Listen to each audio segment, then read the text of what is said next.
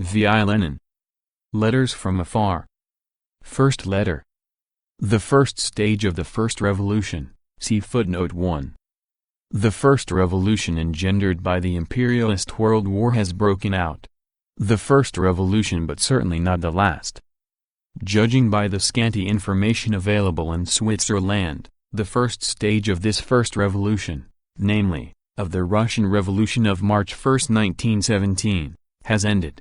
This first stage of our revolution will certainly not be the last.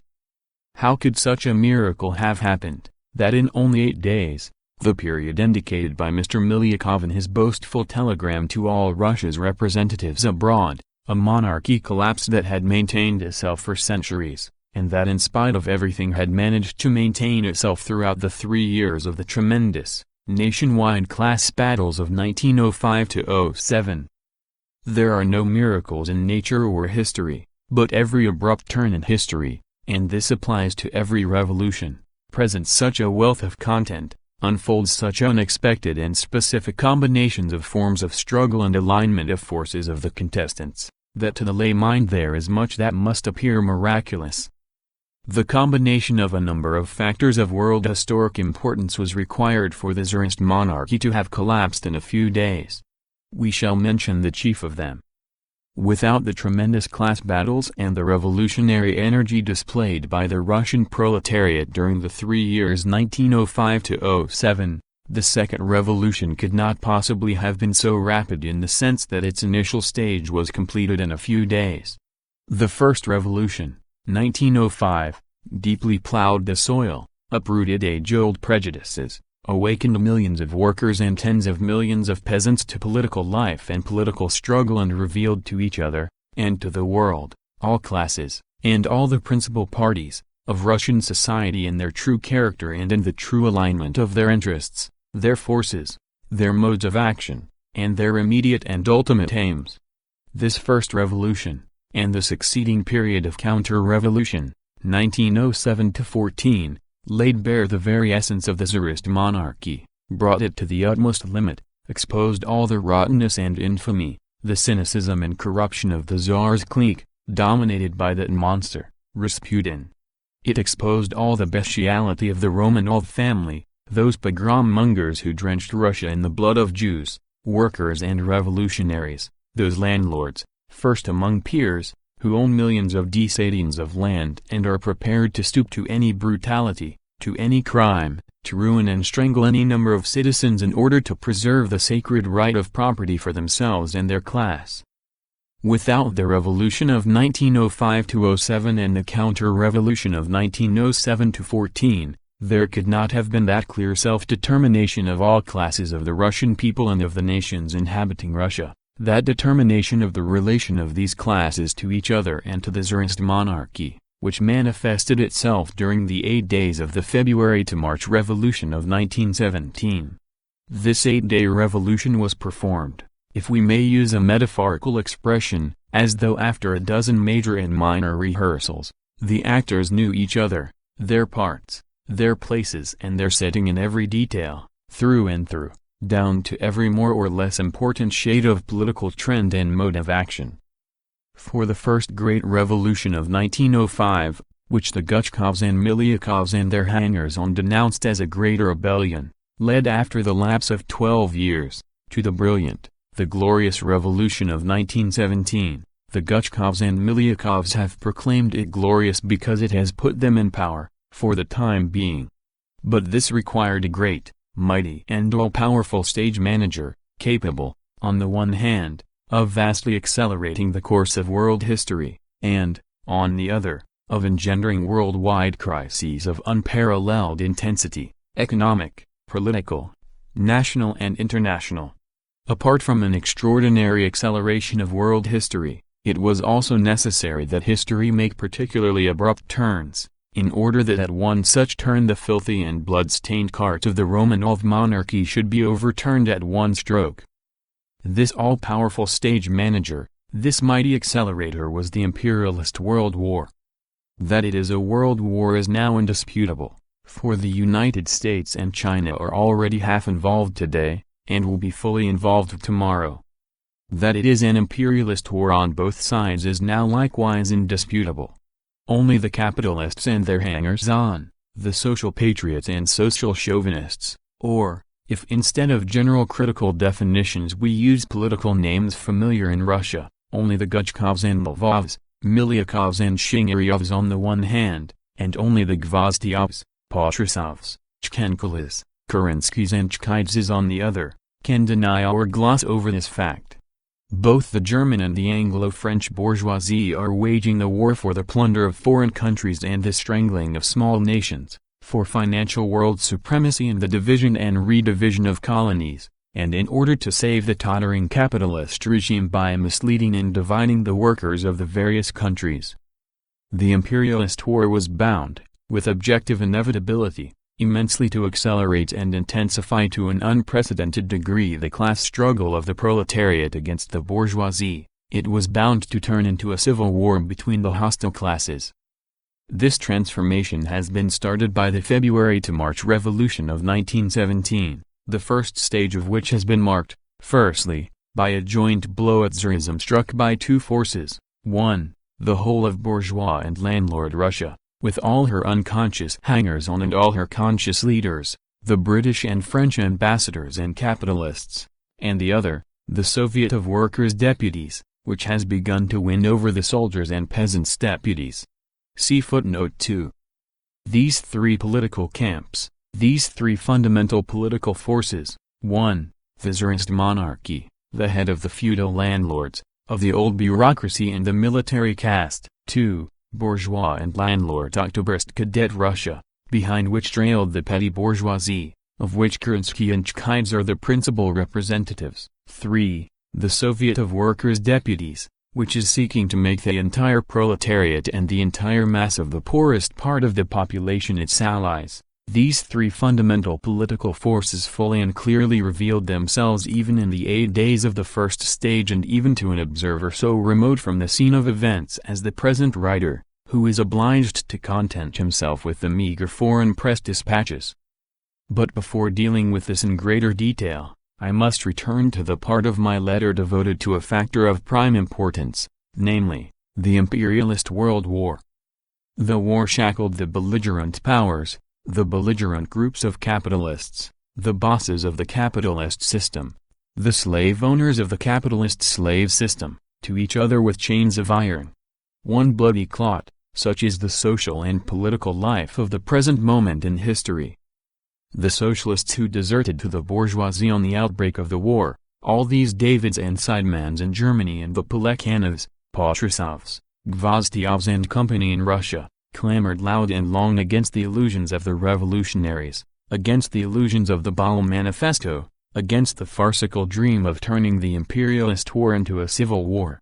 They sang praises in every key to the strength, tenacity and adaptability allegedly revealed by capitalism. They, who had aided the capitalists to adapt, tame, mislead and divide the working classes of the various countries.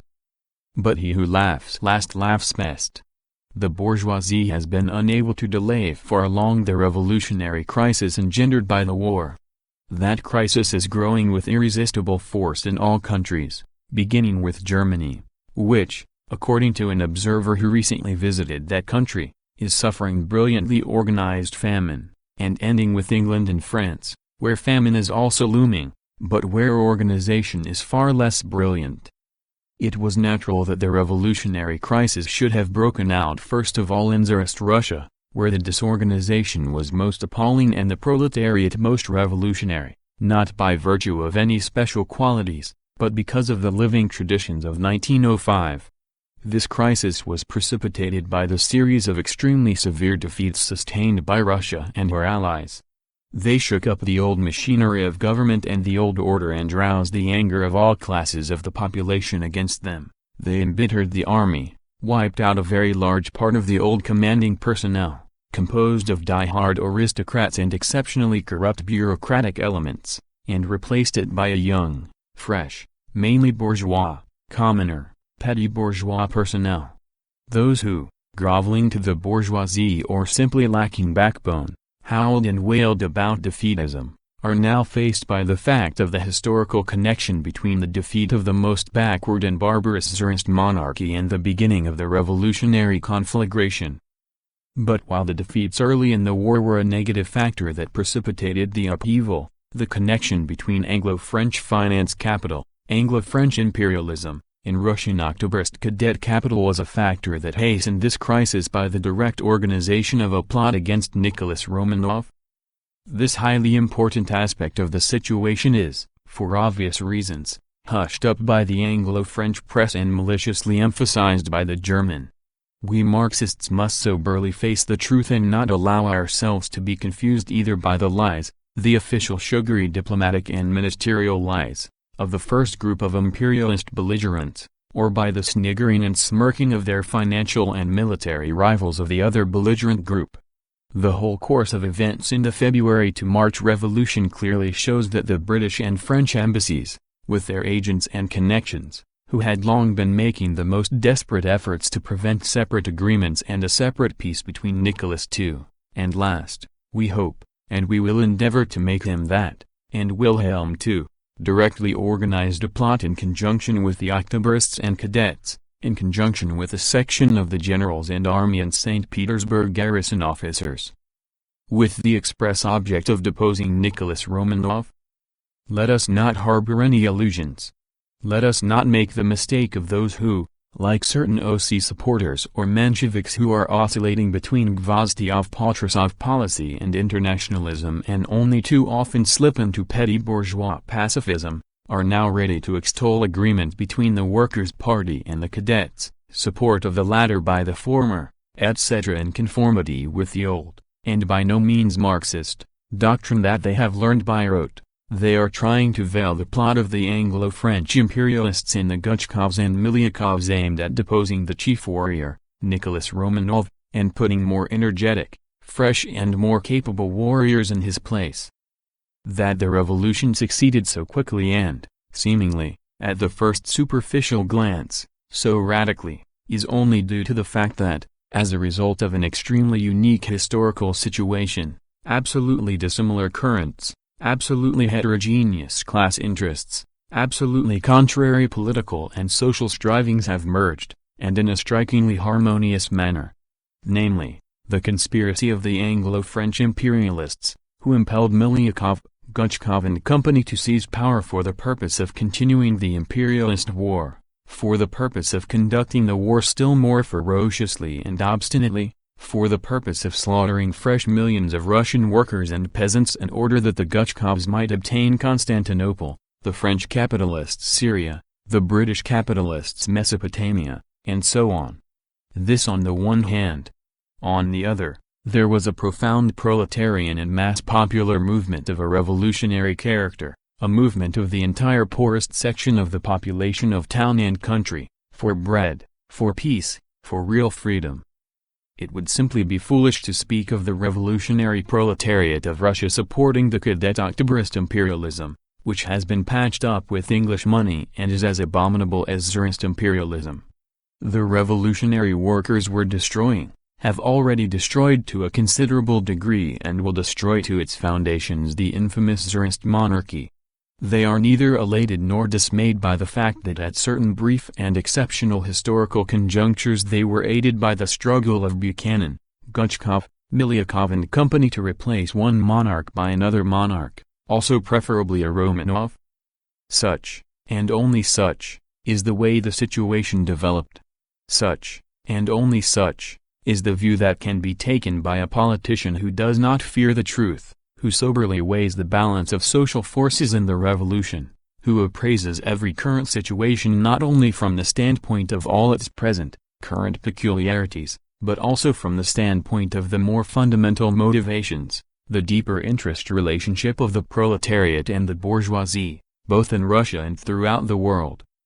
The workers of Petrograd, like the workers of the whole of Russia, self-sacrificingly fought the Tsarist monarchy, fought for freedom, land for the peasants, and for peace, against the imperialist slaughter.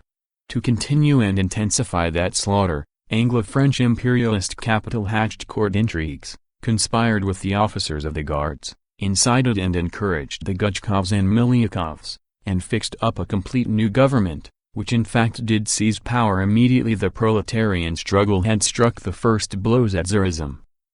This new government, in which Lvov and Guchkov of the Octobrists and Peaceful Renovation Party, see footnote 3, yesterday's abettors of Stolypin the hangman, control really important posts, vital posts, decisive posts, the army and the bureaucracy. This government, in which Miliakov and the other cadets, see footnote 4, are more than anything decorations, a signboard. They are there to deliver sentimental professorial speeches, and in which the Trudovik, see footnote 5, Kerensky is a balalaika on which they play to deceive the workers and peasants. This government is not a fortuitous assemblage of persons.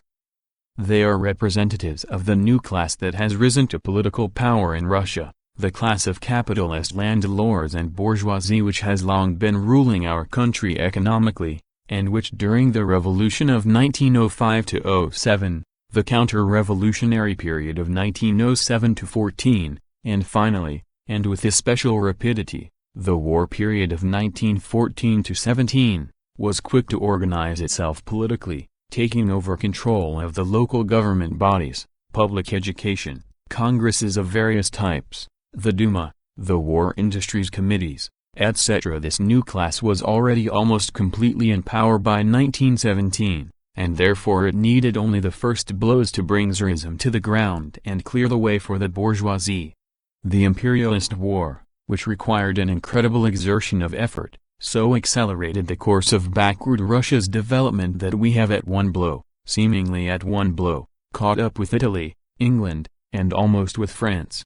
We have obtained a coalition, a national, i.e., adapted for carrying on the imperialist slaughter and for fooling the people, parliamentary government. Side by side with this government, which as regards the present war is but the agent of the billion-dollar firm England and France, there has arisen the chief, unofficial, as yet undeveloped and comparatively weak workers' government, which expresses the interests of the proletariat and of the entire poor section of the urban and rural population. This is the Soviet of Workers' Deputies in Petrograd, which is seeking connections with the soldiers and peasants, and also with the agricultural workers, with the latter particularly and primarily, of course, more than with the peasants. Such is the actual political situation, which we must first endeavor to define with the greatest possible objective precision, in order that Marxist tactics may be based upon the only possible solid foundation, the foundation of facts. The Tsarist monarchy has been smashed, but not finally destroyed. The Octobrist cadet bourgeois government, which wants to fight the imperialist war to a finish, and which in reality is the agent of the financial firm England and France, is obliged to promise the people the maximum of liberties and sops compatible with the maintenance of its power over the people and the possibility of continuing the imperialist slaughter. The Soviet of Workers' Deputies is an organization of the workers, the embryo of a workers' government, the representative of the interests of the entire mass of the poor section of the population, i.e., of 9/10 of the population, which is striving for peace, bread and freedom. The conflict of these three forces determines the situation that has now arisen, a situation that is transitional from the first stage of the revolution to the second.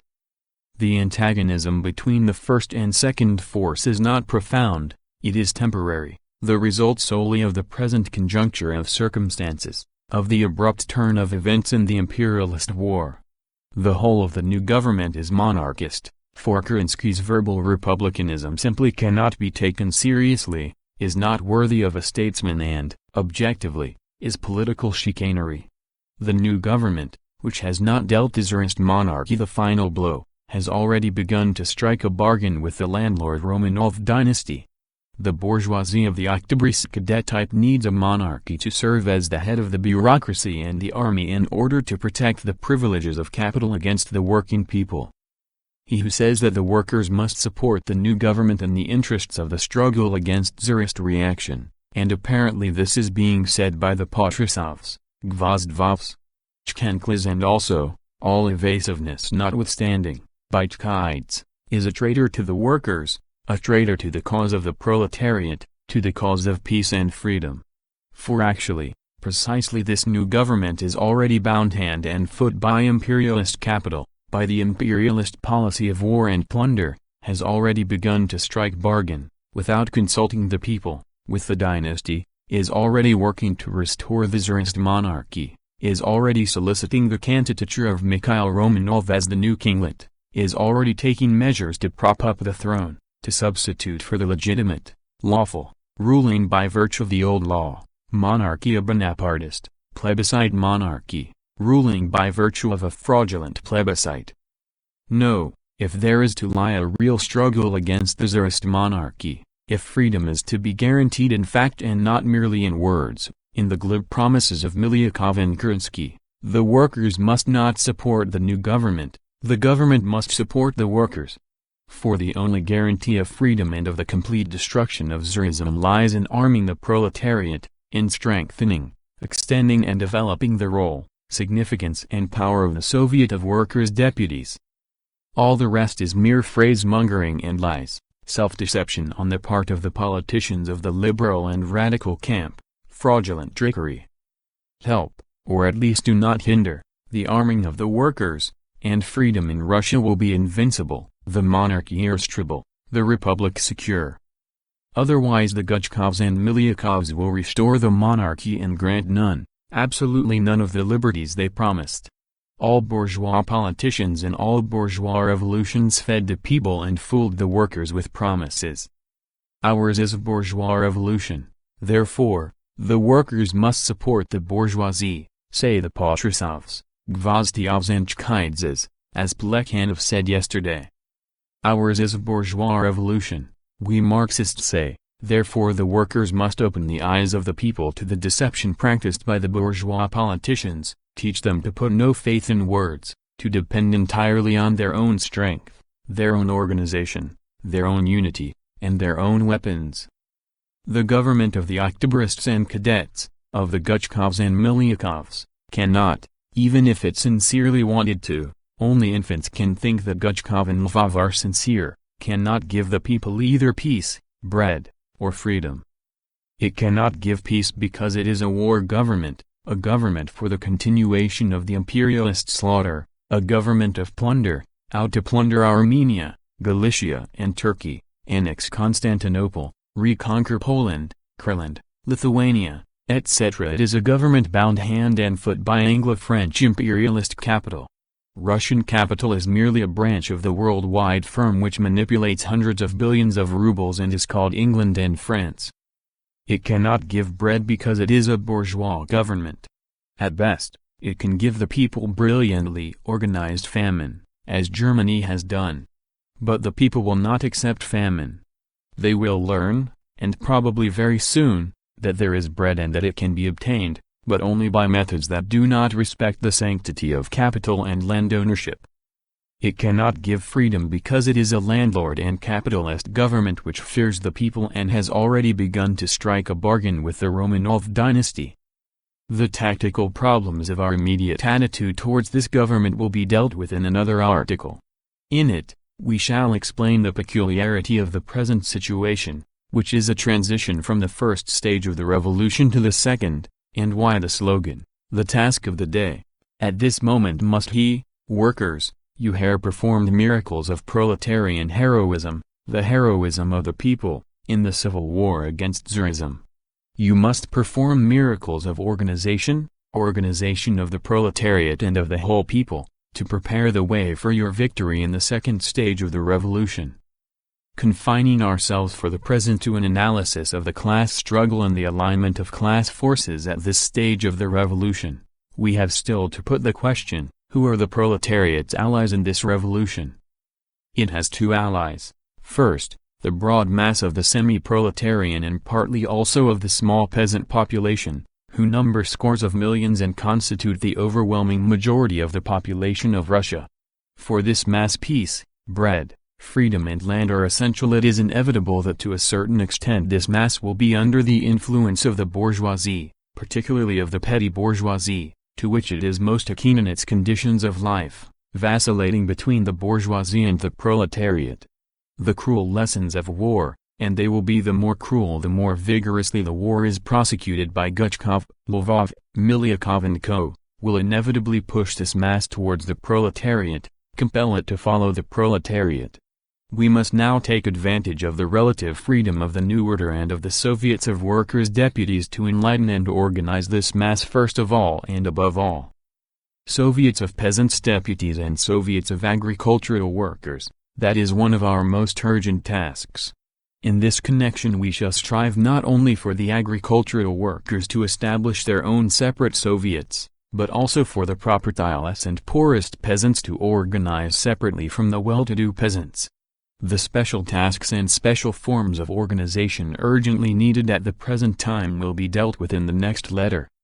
Second, the ally of the Russian proletariat is the proletariat of all the belligerent countries and of all countries in general. At present this ally is to a large degree repressed by the war, and all too often the European social chauvinists speak in its name, men who, like Plekhanov, Gvozdov and Patrusov in Russia, have deserted to the bourgeoisie. But the liberation of the proletariat from their influence has progressed with every month of the imperialist war, and the Russian Revolution will inevitably immensely hasten this process. With these two allies, the proletariat, utilizing the peculiarities of the present transition situation, can and will proceed, first, to the achievement of a democratic republic and complete victory of the peasantry over the landlords, instead of the Guchkov-Miliakov semi-monarchy, and then to socialism, which alone can give the war-weary people peace, bread and freedom. On Lenin. Written on March 7, 1917, published according to a typewritten copy verified with the Pravda text. Published in Pravda Nos. 14 and 15, March 21 and 22, 1917. Letters from Afar. Notes. 1. The Pravda editors deleted about 1/5 of the first letter.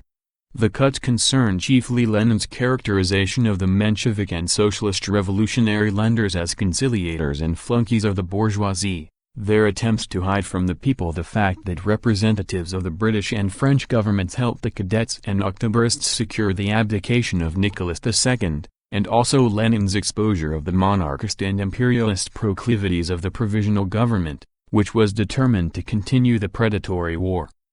2. Lenin here refers to the Petrograd Soviet of Workers' Deputies, which emerged in the very early days of the February Revolution. Elections to the Soviet began spontaneously at individual factories and within a few days spread to all the factories in the capital. On February 27, March 12, before the Soviet had assembled for its first meeting, the Menshevik liquidators K. Gvozdov and B.O. Bogdanov, and Duma members N.S. Chkaids, M.I. Skoblev and others proclaimed themselves the Provisional Executive Committee of the Soviet in an attempt to bring it under their complete control. At its first meeting, in the evening of the same day, the Soviet formed a presidium, composed of Chkaids, Kerensky and Skoblev who, together with A.G. Shliapnikov, N.N. Sukhanov and Y.M. Steklov, made up the executive committee. Provision was made for inclusion of representatives of the Central and Petrograd committees of the socialist parties. The socialist revolutionaries were at first opposed to the organization of the Soviet, but subsequently delegated their representatives, V. N. Alexandrovich, V. M. Zenzinov and others. The Soviet proclaimed itself the organ of the workers and soldiers, and up to the First Congress or Soviets, June 1917, was factually an all-Russian center. On March 1, 14, the Executive Committee was extended to include soldiers' deputies. Among them F. Lint, A. I. Paterin and A. D. Sadovsky. The Bureau of the Executive Committee was composed among others, of N.S. Chkaids, Y.M. Steklov, B.O. Bogdanov, P. Stushatka, P. Krasakov, K. Gvozdov, N.S. Chkaids and A. F. Kerensky were delegated to represent the Soviet on the Duma Committee. On February 28, March 13, the Soviet issued its manifesto to the population of Petrograd and Russia.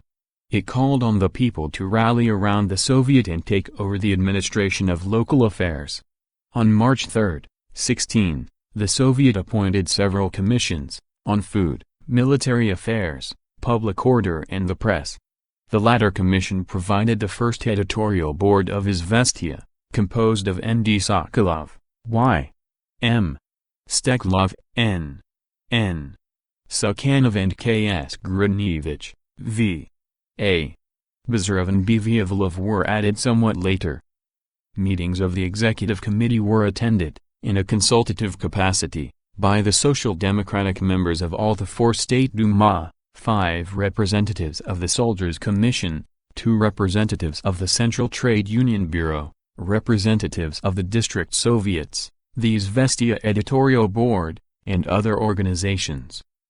The Soviet appointed special delegates to organize district Soviets and began the formation of a militia, 100 volunteers for every 1,000 workers.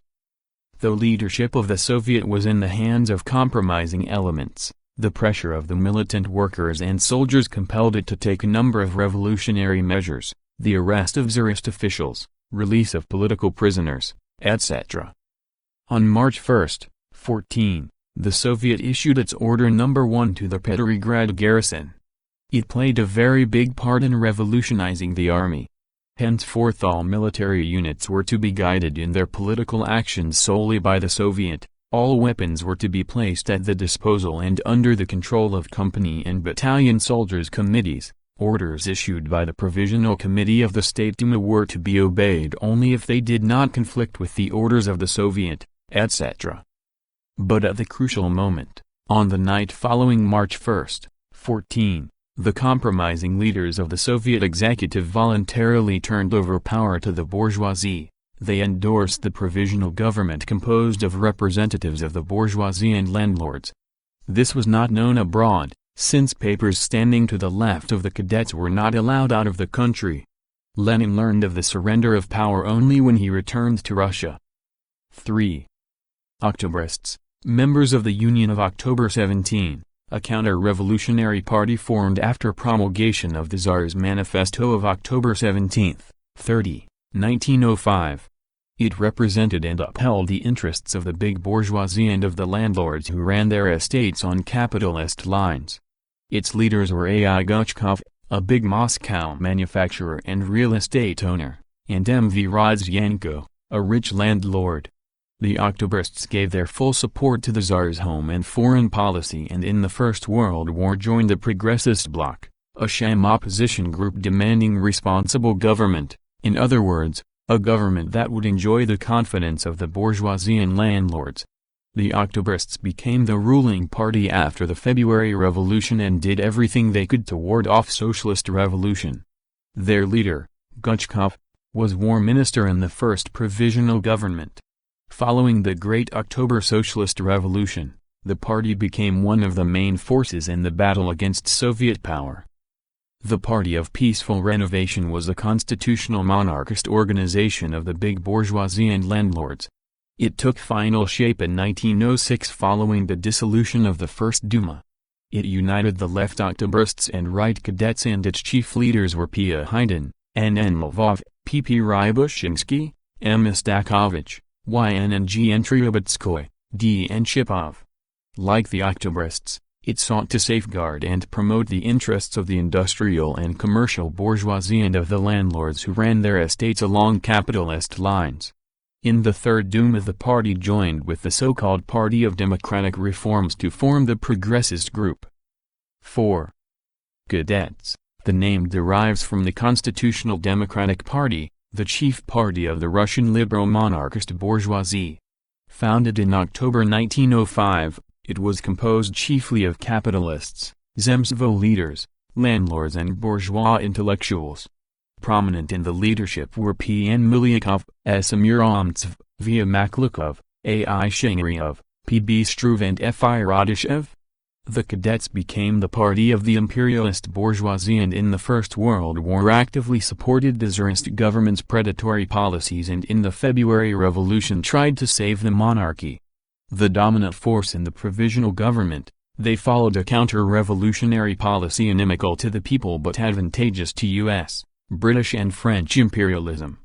Implacable enemies of Soviet power, The cadets had an active part in all the armed counter-revolutionary actions and foreign intervention campaigns.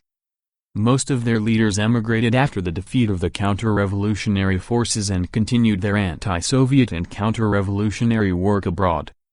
5.